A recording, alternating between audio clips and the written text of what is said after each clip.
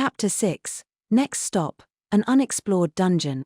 A new day arrived, which I would be using to visit Ronkanan's churches and orphanages. It had become something of a custom of mine to make charitable donations in all of the towns I spent time in, and I had yet to do so here. While I was occupied with my donations, the members of ARC would be getting some shopping done in preparation for our upcoming dungeon excursion. They'd told me their plans earlier that morning, and had been over the moon when I informed them that they didn't need to bother stocking up on provisions, since I would handle our meals over the course of the adventure. I had been somewhat bemused to think that they'd be that happy to eat my food at first, but when I probed a little deeper I learned that there was a bit more to it after all. They were excited for my cooking, yes, but more importantly, provisions accounted for the majority of a typical party's baggage going into a dungeon. In short, they were relieved to not have to haul days and days' worth of food around with them. ARC made it a point to carry only the bare minimum of baggage on their persons, relying on Feodora's item box for bulk transport purposes. Her item box, however, was apparently on the smaller side compared to those that other elves possessed. Their dungeon expeditions sometimes lasted upwards of a month, and in those cases, the vast majority of her storage space ended up being occupied by food. To make matters worse, it wasn't even good food. Jerky and hardtack tended to be their staples. In any case, by the time they'd crammed their food, spare weapons, potions, and various bits and bobs of dungeon delving gear into Feodora's item box, it usually ended up being literally filled to capacity. A worker at the guild had told me how important provisions were for dungeon expeditions back when I went into Dolan's dungeon, but hearing it from real, active-duty adventurers made the advice feel much weightier than it had back then, when it had been purely hypothetical from my perspective. And for all the inconveniences involved, they made it clear that it could still be even worse. "We're lucky to have someone with an item box, period," Gadino explained. "And we've got a magic tool that spits out all the drinkable water we could need," Sigvard added. "Makes all the difference in the world, that. We picked one up as soon as we could, and never looked back." I saw his point immediately. All the food in the world wouldn't keep you alive for long without anything to drink, after all. Adventurers without a tool like ARC's had to bring casks full of water into the dungeons with them, so it was easy to understand why Sigvard felt so grateful to not have to go through all that hassle. I recalled Fel telling me once that water produced with magic wasn't safe to drink, certain special circumstances aside, which meant that just having a party member who knew water magic wouldn't be enough to dodge the issue. Fortunately, having a divine blessing was one of those special circumstances, and since everyone in my party had those, it had never been an issue, not to mention that my online supermarket rendered the whole point moot regardless. I know it might sound condescending to call them ordinary adventurers, but hearing about the struggles that ARC faced really put a lot of stuff into context for me. They told me about how parties that didn't include any members with item boxes were forced to rely on magic bags instead. Unfortunately, the only ways to get one of those were to either find one in a dungeon or to buy one, and the latter option required you to already have a very healthy financial situation, assuming there even were any available to be bought in the first place, of course, since magic bags were rarely put up for sale. They were such essential tools for parties without item boxes that most adventurers weren't willing to part with the ones that they found. I was really getting the impression that life was pretty rough for most dungeon-faring adventurers. According to Gideon, whether or not a party's got someone with an item box or a magic bag on hand has a huge impact on their chances of ever making it past C rank. That made sense to me as well. Dungeons seemed like the best place available for adventurers to level up, and being able to make regular excursions into one felt like it could have a huge impact on one's overall abilities, and needless to say, one's abilities played a major role in determining their rank as an adventurer.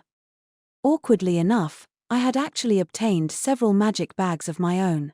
It's not like I was just sitting on them, my familiars used them all the time to store their prey when they went out hunting, and I had already sold all the ones that I didn't have an immediate use for. But hearing ARC's story made me realize that if I found any more magic bags in the future, putting them up for sale would definitely be the right thing to do. All things considered, if even the members of ARC, an adventuring party capable enough to rise to the distinguished position of A rank, felt all these pressures, it seemed safe to say that adventuring really was a harsh occupation on the whole. Hearing everyone's stories made me keenly appreciate just how fortunate I was. Anyway, that whole conversation had happened over breakfast, and shortly thereafter, we had split up to handle our respective errands in town.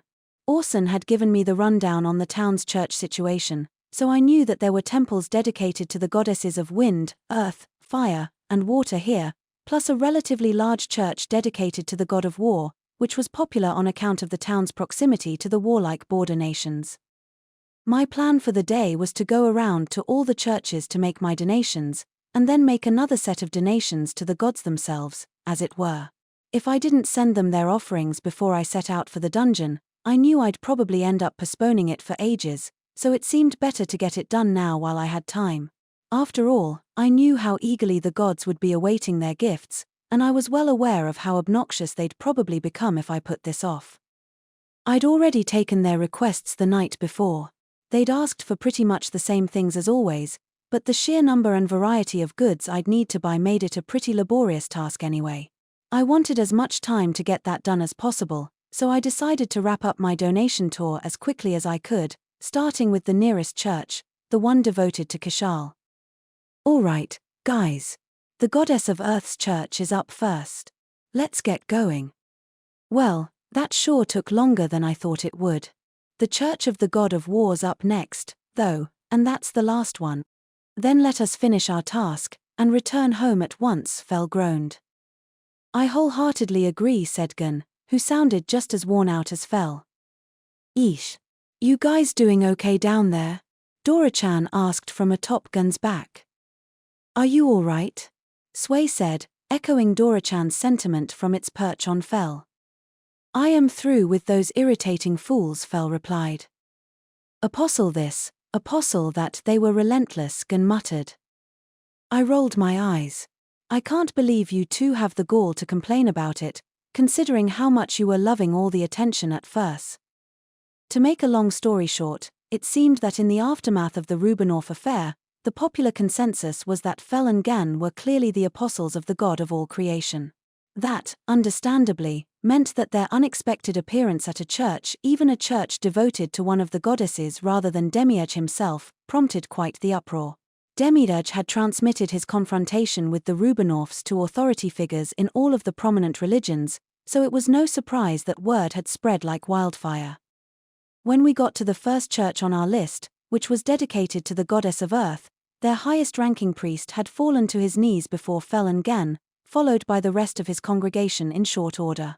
It was quite the sight to see, and since the two of them didn't seem to mind having their egos stroked, I got into the spirit of things and informed the head priest that my donation came courtesy of Demiurge's apostles, and in doing so turned the scene from a commotion into an uproar in no time flat. The head priest wept, no, bawled tears of joy, and the various worshippers ended up surrounding us in an ecstatic fervor. It took us a long time to get out of there, and when we finally made it to our second stop, the Church of the Goddess of Water, we were met with an equally enthusiastic reception. I stuck to my gift from the disciples story and, predictably, caused an uproar all over again. I was in it for the long haul at that point. Unfortunately, after all, if I changed my story after the first church to claim that the next donations were from me personally and the story started getting out, it felt like it could have some really unpleasant consequences in the long run. So, yeah, we were trapped inside by the worshippers all over again, and more or less had to bulldoze our way through the crowd to get out, leaving with a hasty explanation that I had to move along to the next church. We went through the exact same process in the Goddess of Wind's church, and then yet again in the Goddess of Fire's. After having to listen to all that fawning and adulation about the mighty disciples of Demiurge, even Fel and Gan had grown sick of the whole deal. Finally, we arrived at our last destination, the Church of Vahane, God of War. We stepped inside their compound to find a group of burly men already kneeling on the ground with their hands pressed to their hearts in a show of subservience. We bid you welcome, O disciples of the divine, said a particularly muscular man in the center of their group. He looked like he was somewhere around middle-aged, and his stubbly facial hair complemented his features quite nicely. Very good, Fel said.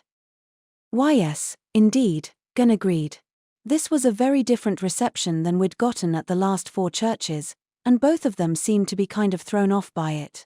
I was just as perplexed, but since I had more or less ended up playing a supporting role in the proceedings, I could just stand back and watch how the exchange played out.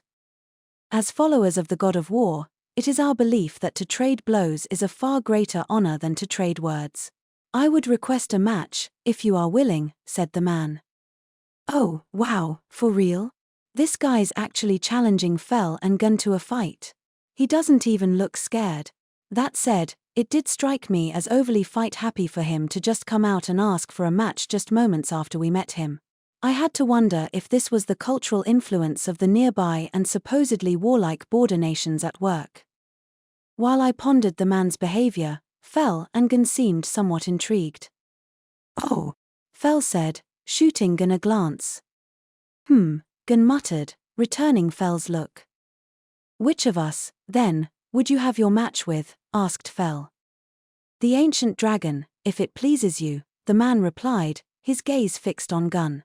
The look in his eyes was terrifyingly intense. Fel, meanwhile, immediately started sulking. Oh, would you? Come at me, then, Gun said, spurring the man on. Around that time, Dora-chan fluttered off Gun's back and made his way over to me. This is getting good, he commented, but I didn't share his enthusiasm. Be sure not to hurt him, okay, Gun? Don't go overboard. I telepathically transmitted. No need to worry, my liege, Gun replied. A frail little creature like him could never hope to wound me, yet he had the courage to issue his challenge anyway, even knowing he doesn't stand a chance. The least I can do to acknowledge his spirit is to grant him a chance. The stubbly, muscle-bound man stepped forward. A moment later, however, another muscular man, this one with a clean-shaven head, raised his voice as well. I want a round with the Fenrir, he shouted. Then you shall have it, Fel said, accepting the challenge with an air of complete nonchalance. Sway, who was still riding on Fel's back, sent me a message. Master, is Uncle Fel gonna fight? It asked. Yeah, looks like it, I replied. Oh, Sway's jealous. Sway wants to fight too. Sorry, Sway, but this is kind of a special circumstance. That guy wants to fight Fel specifically. You'll have plenty of chances in the dungeon, though, I said, perfectly aware that any chance I might have had at getting out of the dungeon excursion was already well and truly sunk. Oh, the dungeon. Yeah. Sway's gonna pew-pew lots and lots of bad guys in the dungeon. Ha ha ha. Yeah, I bet you will, I said as I heaved an internal sigh. Looks like Sway's going to go on another rampage this time, then. Oh, right. You too, Fel, make sure not to maim the guy. I added, just in case. I am well aware, Fel replied. The stubbly man readied a spear, while the bald man took up a bastard sword. Meanwhile, the rest of the burly, sweaty Vahane followers gulped as they watched their fellows square off against the two legendary beasts. Ready yourself, the stubbly man shouted as he charged Gun. Have at you, the bald man cried as he leapt at Fel. As for my familiar's responses, well, to start, Gun did nothing. He simply sat there, not budging as the stubbly man thrust his spear right into his face. Fel barely moved either, though he at least put in enough effort to raise a foreleg and intercept the bald man's sword with a single claw.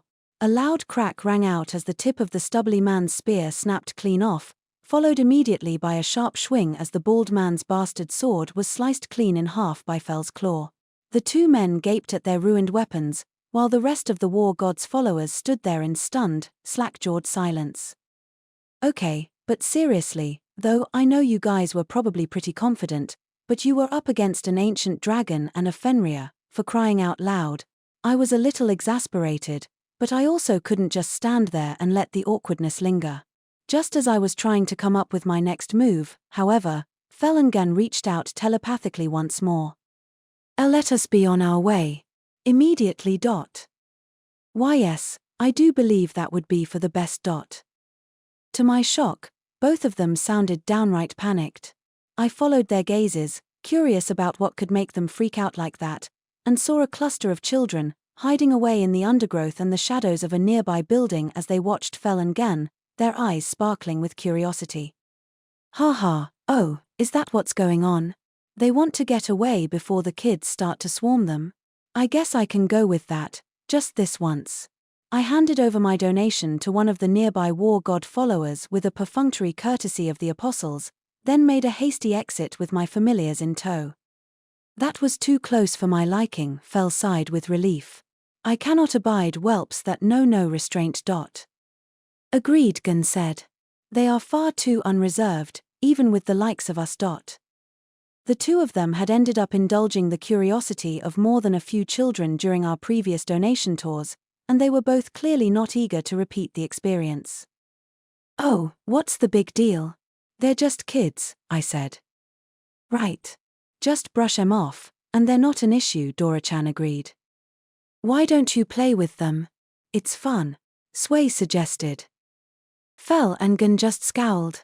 The thought that the two creatures who were supposed to be the mightiest in the entire world found their ultimate foes in the form of rambunctious children brought a chuckle to my lips. All right, let's get this done, I said to myself. My familiars and ARC's members had already gone to bed, but I had one last task to finish before I followed suit. I'd taken the time to buy all of the gods' requested items after we finished our church and orphanage donation tour. The tour had taken longer than I'd been planning on thanks to all the complications we encountered, but I had somehow managed to get everything together in time regardless. I was at a total loss as to what to do about the local religion's newfound reverence for their apostles, and compared to Fel and Gan, I'd gotten off lightly. They'd taken the full brunt of the worshippers' reverence, and by the end of the day, they had both seemed entirely fed up with it. I wonder if this is going to keep happening every time I pass through a town and hand out donations. If it did, I figured I'd have to come up with a new way to distribute them. After all, if I kept putting Fel and Gan into situations like that, it seemed like it would only be a matter of time before one of them flew off the handle. Well, I guess I'll have plenty of time to think about that later. For now, I have to send the gods their gift. We had decided to head to the dungeon tomorrow, and by we, I mostly mean my familiars and ARC. I would have preferred to take it a bit slower, but they were just too excited for me to turn them down. Anyway, I had a busy day coming up, so I wanted to send out my offerings and get to sleep as soon as possible. Okay, everyone, it's time, I called out. Instantly, I heard the thudding of footsteps in my mind. Finally. He. It's certainly been quite a while. Hey, nice. I've been looking forward to this. I was waiting. Oh, yes. It's time at last. Yes. I see the gods are as worked up as ever. So, since I have to get up early tomorrow, I'm just gonna dole these out as quickly as I can, if that's okay with you, I said. Yuri heading to another dungeon, yes? And it won't be long at all before you get your next tenant, if memory serves. I think that was Kishal's voice, probably. And wait, they already know about the dungeon. Have they been spying on me again? Course we have. Watching you's the only entertainment worth bothering with up here. That'd be Agni, I think, and would you please not call my life entertainment? Don't I have a right to privacy? Not that complaining to a bunch of gods about their behavior is going to get me anywhere, I guess. Oh, stop worrying. We don't watch you when you're taking care of business in the little boy's room. I don't even want to see that. That one was Ninria for sure, and if you don't want to see stuff like that, you could just not spy on me at all. Sheesh. But who cares about any of this? What matters right now is your next tenant. I want a sweets shop, one that sells all the traditional stuff from your homeland. I care about that, Ninria. And like I've said, there's no telling what sort of tenants I'll be allowed to choose from until the choice is given to me. I want an ice cream shop. I need an ice cream shop. Not you too, Ruka. Oh, are you people even listening? Didn't you hear the part where he said that he won't know what his options are till he unlocks the tenant? Thank you, Hephaestus and Verhain, that's exactly right. Also, my next tenant won't unlock until I reach level 160, that's still way off in the future, I reminded them. The gods were majorly jumping the gun this time. I didn't anticipate hitting level 160 for a very long while. The last time I had checked my level was when I got my solitary chef title, and I had been level 90 back then. There was no way my level was going to shoot up that quickly. Anyway, I'm going to start handing out your offerings now. First up's Ninria, so get ready. Once again, Ninria had asked for, demanded, really, a selection of Fumia's seasonal cakes and dorayaki. The store was doing a spring-themed promotion at the moment, and I had bought her all sorts of cherry blossom-themed cakes. There was a cherry blossom Mont Blanc topped with beautiful light pink icing, a sponge cake that had actual cherry blossoms incorporated into its layers, and a roll cake covered in pure white whipped cream and decorated with pink icing piped into the shape of cherry blossoms. All of the cakes looked beautiful, not to mention delicious, and seeing the cherry blossom theme made me realize that it was probably spring at the moment back in Japan. I felt a little wistful as I picked the cakes out, regretting the fact that I'd probably never see cherry blossoms in full bloom again, but I kept those thoughts to myself. Anyway, special items aside, I got Ninria her usual assortment of cake slices, whole cakes, and a massive quantity of dorayaki, which remained her favorite. Okay, here you go, I said as I set her box on the table. It and the hoard of sweets within quickly vanished with a faint flash of light. Many thanks. Ha, cake and dorayaki. I've waited so long for this, Ninria shouted with glee, though not quite loudly enough to cover up the sound of a cardboard box being torn open. Oh, please, Ninria. Must you do that here? If you're going to eat, then go back to your own chambers first. Quit nagging, Kishal, Ninria griped. And I was already planning on doing just that, thank you very much. I'll take my time enjoying these all by myself. Heh. A moment later, I heard the sound of footsteps fading into the distance. Ninria, it seemed, had left the building, and I could only hope that she wouldn't use her newfound solitude as an excuse to gorge herself on her entire offering of sweets. That Ninria, I swear. She simply doesn't know the meaning of calm, Kishal sighed. Well then, I believe it's my turn next. I know.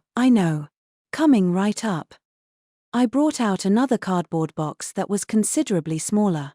Kishal's chosen items were pricey, but compact, so her delivery ended up being a lot less bulky than the others. She'd asked for cosmetics from the ST3 series once again. Their luxury skincare products had completely charmed her, and she had started insisting that her skin simply wouldn't accept anything else at this point. She had also asked for some toner and body lotion, and had given me an extended lecture during which she showed off all the cosmetics knowledge that she'd obtained through her studies while she was at it. According to Kishal, if you want to maintain your skin, then moisturizing is far and away the most important step, hence why she used a healthy quantity of the ST3 skin lotion on a daily basis. She also claimed that using their facial treatment masks on a daily basis was very helpful. The one problem was that using luxury cosmetics like those every single day was just plain unaffordable. Kishal, of course, had an answer to that issue all planned out. It seems there are plenty of cheapo treatment masks on the market, and these days, many of them do a much better job than you'd think, given their price. You just have to save the expensive, high-quality ones for those special days when you know you'll need them. Everything started coming together the moment I read about this trick, truly. Personally, I thought it was pretty shocking to hear Kishal use a word like cheapo. The idea of gods having days when they know they'll need to look especially good kinda came out of left field too, though needless to say, I didn't voice either of those thoughts. The people in your old world really know their stuff when it comes to beauty. I can't tell you how much I've learned, and I'm certain there's even more knowledge out there that I haven't discovered yet, Kishal added. I was starting to worry that all this exposure to Japanese culture wasn't actually good for her at all. Her interest in beauty products had developed into an outright obsession, as of late. Then again, she was clearly enjoying herself, so I decided to keep my doubts to myself. In the end, Kishal had requested bottles of ST3 toner and body lotion, plus 3 packs of cheapo facial treatment masks, which came 30 to a box. I had chosen them from Matsumura Kiyomi's top 3 list for cosmetics, so I was pretty confident they'd satisfy her. Here you go, Kishal. Thank you ever so much, the goddess replied as her box disappeared. Okay, I'm next, Agni said in her usual, slightly gruff tone. She, of course, had asked for beer. According to her, there was nothing quite like cracking open a cold one after her morning training session. Knowing I've got a beer coming up helps me put my all into my training too, as she had put it, though I had also noticed Ninria muttering, much to the chagrin of all the lesser gods that serve you, followed by Kishal whispering, yes, they have been grumbling about how hard it is to train with her, haven't they? Immediately afterward, Agni had decided to leave the specifics of her order entirely in my hands this time. I had figured she'd enjoy drinking a bunch of different varieties of beer to see which ones she liked best, so I ended up basing her offering around taste-testing gift sets. For starters, I got her a gift set of Ybisu beer that contained 6 varieties, all of which advertised themselves as being brewed entirely from domestically produced ingredients. Next, I picked up a gift set made by S Company, which was famous for their whiskies. The beer in that set had apparently been matured in whiskey barrels, and was supposed to be the product of an incredibly selective brewing process, giving it a very luxurious feel. I also threw in a couple of craft beer sets made by artisanal breweries, and a few microbrew sets as well. Finally, since Agni had mentioned that she wanted to drink something with a really crisp, clean flavor, I got her a box of silver-canned beer that was well known for delivering precisely that drinking experience. I heaved 3 rather heavy cardboard boxes onto the table. All right, here's your offering, Agni, I said. Oh, thanks. Looks like I'll have something to look forward to after training tomorrow. Guess she's getting pumped for her workout already. Good luck, lesser gods, I thought, hoping that my mental encouragement would somehow reach them. Next. And there's Ruka, right on cue. She had requested the same items as always as well, cake and ice cream. This time, though, she had wanted more of the latter than the former. She had asked for a large quantity of vanilla ice cream, as usual, but told me that she also wanted to try sampling a bunch of different varieties. She'd clearly turned into an ice cream lover without equal. As far as the cakes went, I had gotten her the same seasonal ones that I'd bought for Ninria, plus a handful of slices for good measure. The rest of the order, I had filled with ice cream. I had bought one of everything on Fumia's menu, to start, then bought every variety of vanilla that my main online supermarket stocked, and finally spent the rest of her budget buying whatever other ice creams happened to catch my eye. By the time I had finished, I was sure that the quantity and variety of ice cream I'd be sending her would be to her liking. I lifted 2 boxes onto the table this time, one full of cake and the other full of ice cream. Here you go, Ruka, I said. Thanks. I'll savor them, Ruka replied. Unlike a certain divine disappointment, she was clearly planning on spacing her treats out strategically. I liked the way she did things. All right, we're next. And not a moment too soon.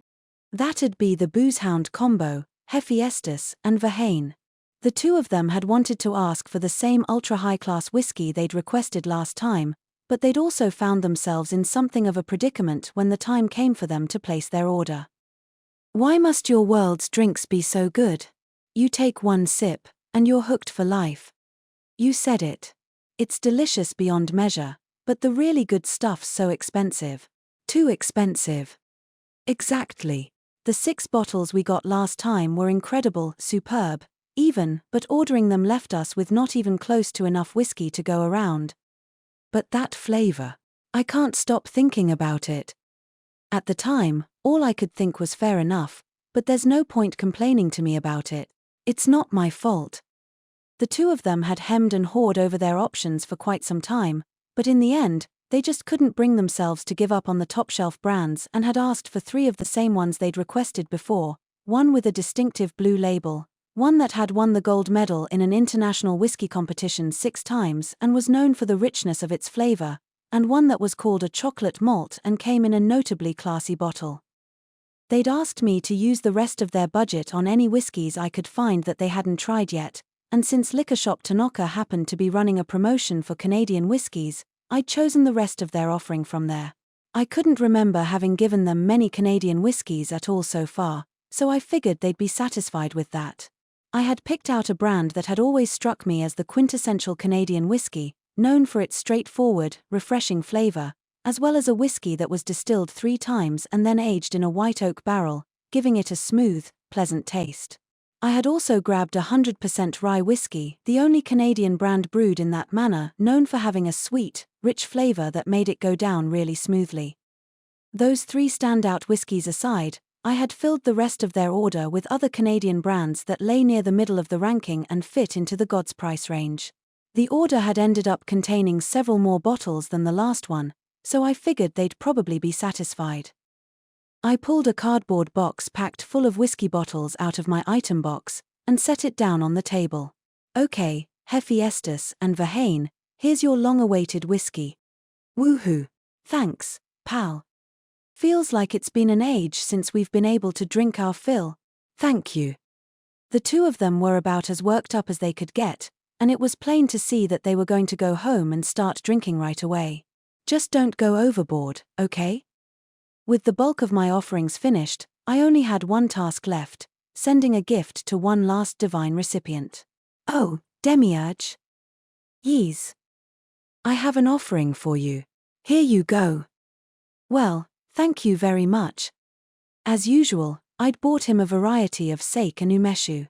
I'd found a gift set of 10 bottles of sake, each made by a different brewery and each of the highest quality, which had struck me as the perfect gift for a sake aficionado like Demiurge. I got him a set of umeshu as well, with each bottle having been made using a different type of plum, which struck me as a fun gimmick.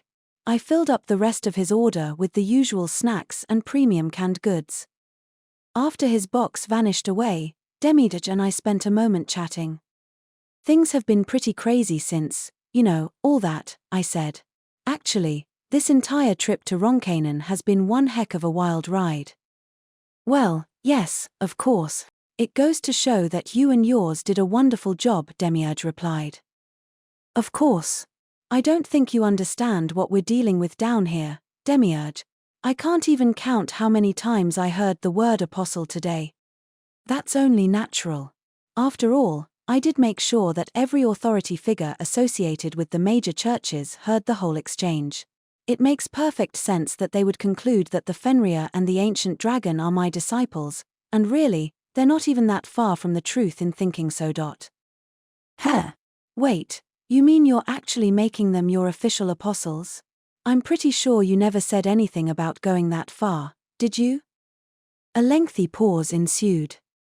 Well, many thanks. Fare thee well. What do you mean, fare thee well? Get back here. Demiurge. Oh, come on, really? Fel and Old Man Gan are officially his apostles now? I mean, I guess that might be better than having everyone be constantly terrified of them, but boy, it is really hard to decide what I should think about this. We headed out right after breakfast the next morning, returning the key to our rental to the Merchants Guild a day early. Next, we stopped by the Adventurers Guild to say our goodbyes, and then left Roncainen behind us. The Adventurers Guild had paid for my rental, of course, and Orson's expression grew distinctly strained when he learned that one day's worth of that payment would go entirely to waste, but considering that I had completed all the quests he wanted me to, I was hopeful that he wouldn't take it too personally. It wasn't like I had much choice, considering the current collective attitude of the gluttonous quartet. The time for a new dungeon has finally arrived. This is one I've never visited before, and I'm rather excited to see it. Nothing gets you worked up quite like a totally new dungeon, eh? Yeah. Sway's excited too. Their inflated expectations were downright palpable, and they weren't alone. I know I don't usually talk like this, but I've got to say I'm pretty fired up for this one. An untouched dungeon. Just think about it. Feels like we used up a lifetime's worth of luck to get in on this, yeah. And that's not even starting on the loot we're likely to find in there. I just hope there's good meat inside. Ark's expectations were just as elevated as my familiars, it seemed. There was no way I could have demanded that we stay in town for another day in the face of that much excitement. Will this vicinity suffice, my liege? Gunn asked as he glanced around the area. It seemed like a reasonable enough location to take off from, so I gave him the okay. Very well, then climb up on my back, everyone. Needless to say, we were planning on riding Gunn to get to the Border Nations dungeon. Oh, I know you're carrying a bigger load this time, but don't expand too much, okay? I said. Yes, understood, Gun replied. Gadino and his party members, meanwhile, gaped at us. Ah, Mukouda? Gadino said. You're not telling us to ride the ancient dragon, are you? Well, yeah, I replied. It's the fastest way to get there, after all. You are my liege's acquaintances, and so I will permit you to ride upon my back. No need to hesitate, Gun said. Gadino hesitated for a moment, then timidly climbed up onto Gun's back. Theodora didn't falter at all and just clambered right aboard, while Gideon and Sigvard. Huh? What's wrong, you two? I asked when I noticed they were still on the ground, looking rather pallid. Oh, those two aren't big fans of heights, see, Gadino explained with a strained smile. Hey, hurry it up. The more time you waste here, the longer it'll be till we get to that dungeon. Gah, to hell with it. Time to man up, Gideon shouted, then climbed aboard Gun's back, though given how pallid he still looked, I could tell he hadn't really conquered his fear. Come on already, Sigvard. Damn and blast, fine. A true dwarf never falters, Sigvard said, and then he scrambled up onto Gun with some difficulty, due to his short dwarven legs. Well then, let us be off, Gun said. Then he flapped his wings and ascended into the air. Hey, Ugra! The throaty screams of two terrified adventurers echoed across the plains, reaching all the way to Ronkainen's outskirts.